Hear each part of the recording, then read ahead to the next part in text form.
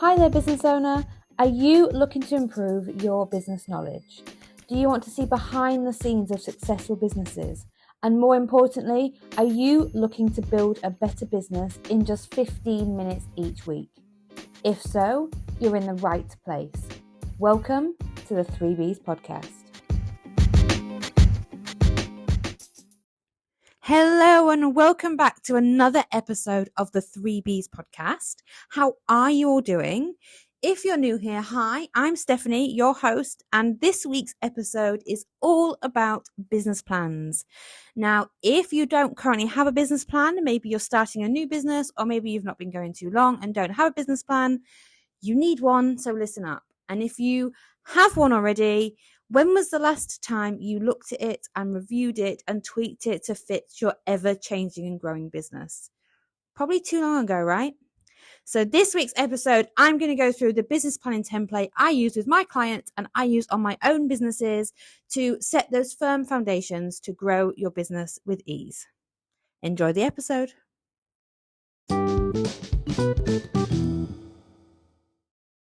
So the business plan template that I use myself and for my clients that I've tweaked over the years has 6 main parts to it.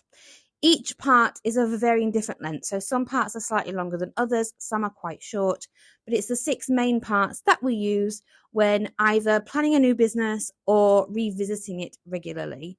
I will caveat that by saying if you wanted to purchase a PDF copy of our template to fill in yourself, that will be available on our store. The link will be in the show notes. There will also be links on our social media. So if you've not yet followed us on Twitter or X as they call it now, or Instagram, you can head over to the 3Bs on there and follow us and let us know how you're enjoying the podcast, as well as finding the links to purchase your own copy. If you prefer to listen to this audio only, then listen on to the rest of the episode and I hope you find it useful. You can also purchase a PDF and then fill it in along with this episode. It's going to take you 15 minutes, which is not that long of a time, but sometimes people need both, and either way, I hope you get what you need from this episode. Let's get on with it. Section 1 is the executive summary section of the business plan. It is 8 sections long, so it's one of the longer sections of the template, but it is mainly a brainstorming session. So it's where you're going to get down all those thoughts and those ideas.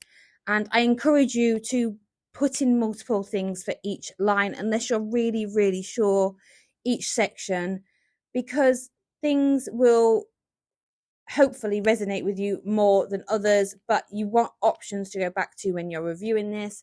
And sometimes it's the second or the third option you thought of originally that is the one that sticks and is the one that you go with your business moving forward. Within the executive summary, the first section is a business overview, and that is where you're going to write down a brief description or a summary of what your business is, what your business idea is, whether that be product or service based, whatever those ideas are that you're thinking around potentially turning into a business, you're going to pop that into that overview section.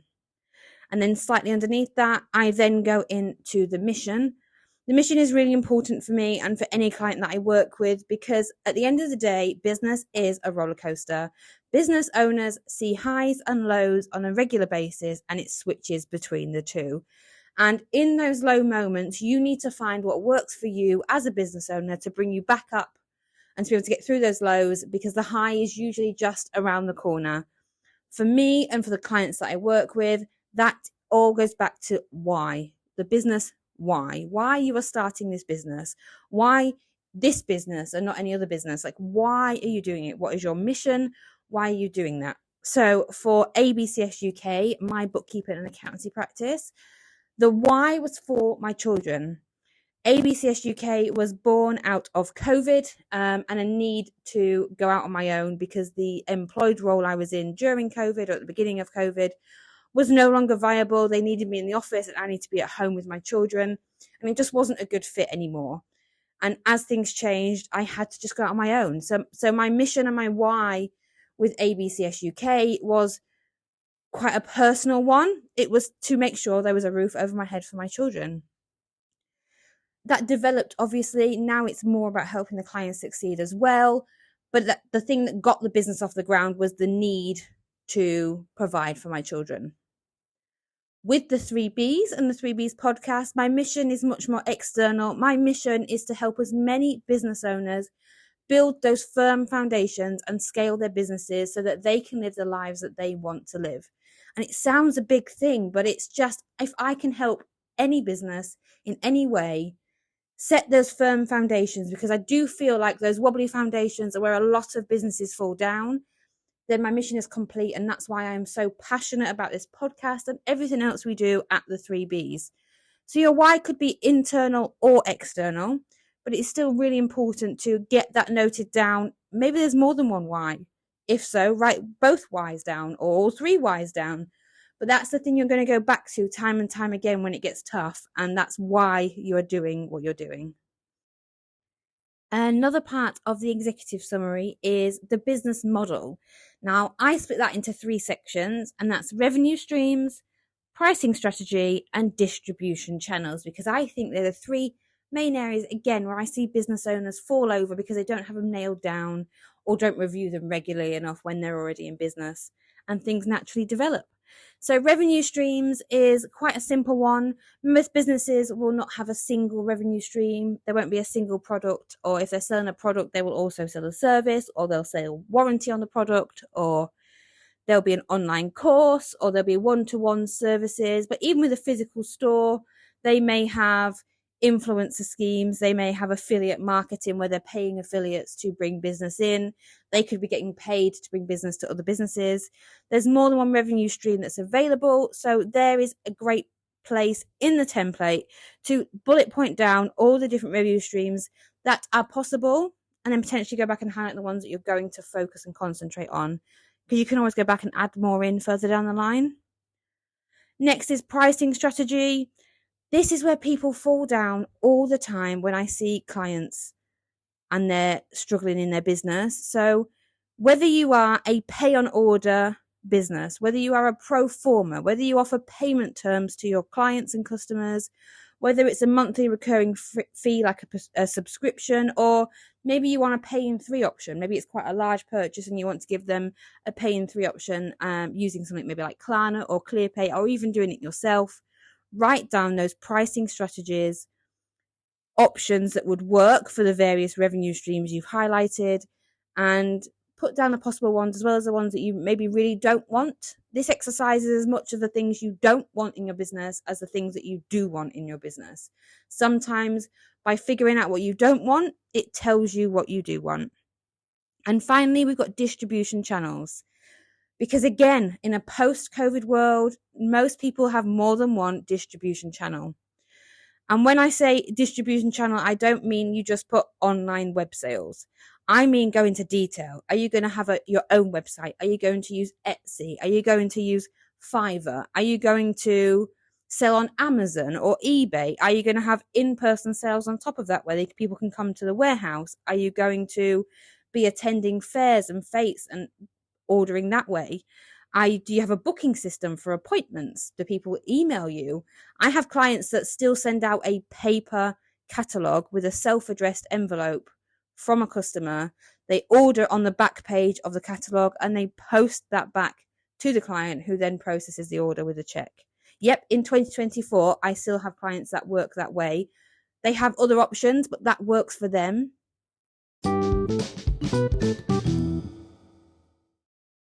Section 2 is what we call the company description section, and this is more of the back end firm foundations of the business rather than the ideas of the business and the income generating activities. Firstly, the legal structure is really important. So whether that's sole trader, partnership, private limited company, or something completely different, note it down there. And when you come back to review the business plan on a regular basis, check that is still the correct legal structure for your business. I personally started ABCS UK as a sole trader, and within 6 months I then moved it across to a private limited company, because in hindsight, I should have been a private limited company from the beginning based on the goals and aspirations of how I wanted to build the business. Sometimes you need to plan for the business you're building, not the business you have right now, when it comes to things like legal structure. And then following on from that, you've got your ownership and management and your organizational structure. So your ownership and management is where you would note down the key people in your business and what their roles will be. This is good because when your business grows, even if it's just you right now, you'll be able to create those job roles because you can see what parts of the business and what job roles the business is creating. So be able to outsource those or hire talent to do those as you pull away from the business and become more of a CEO and work on the business rather than in it. You'll be able to see the different elements within your business. And then with the organizational structure, I like to split that into 3 separate sections. So I split that into sales and marketing, your back office, which is your administration, your HR, your payroll, your accountancy, things like that. And then your customer facing roles, of which some people call operations. So that is things like your customer service team, your customer journey planners, people that your clients and customers will deal with in your business. Section 3 is the exciting bit. So that's the products and services section. That's where you go into much more detail about the products and or services that your business is going to provide or currently does provide. And make sure you include their benefits and their USPs, which is your unique selling points. What makes them different? What makes them stand out from other things that already exist on the market? My other thing I like to point out with products and services is the value proposition. This will come in handy later when you get to your sales and marketing. But what problem does each product or service solve for the prospective purchasers, customers and clients for your business? Or what desire do they fulfill on the other side of that? So the way you like to look at it is your product or service needs to either solve a problem that your ideal client has, or helps them to fulfill a desire that they have, a want that they have for a specific product or service. That makes it much easier to position yourself and your messaging and your marketing when it comes to actually selling your products and or services. And finally, intellectual property or IP. This is the sort of thing that is often forgotten about. Again, should have done it in my business earlier than what I did. And check that no existing patents, trademarks, or copyrights are associated with the products or services that you are looking to provide. Check to see if you need to register any for your business. Section 4 is the marketing and sales area of your business. So outline your marketing strategies. How are you going to reach and acquire new customers, and how are you going to keep them as well? Note down your customer journey from start to finish so that you can see all the touch points you are going to have with your potential clients and your clients once they do become your customers. Also, this is a great place to write down your pricing model, including any discounts or promotions that you plan to have, and how you're going to make those sales channels that we mentioned earlier on in section 1. Section 5 is operations and management. This is where you're going to put down the location that you're going to have, if there's any physical locations and facilities you're going to need. So think about, if you're a product-based business, are you going to need a warehouse for stock? Are you going to need an office for your administration? If you deliver, will you need a van, or will you need car parking spaces for staff? Maybe you're going to work from home.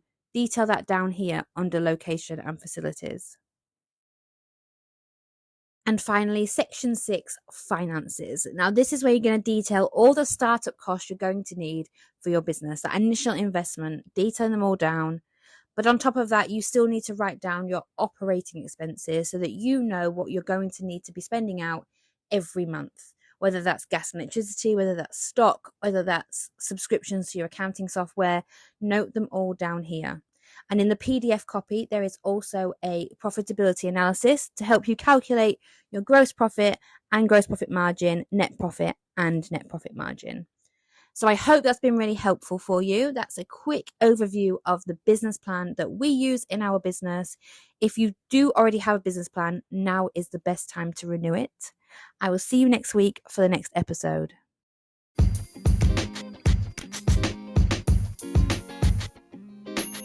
And that brings us to the end of another episode of the 3Bs podcast.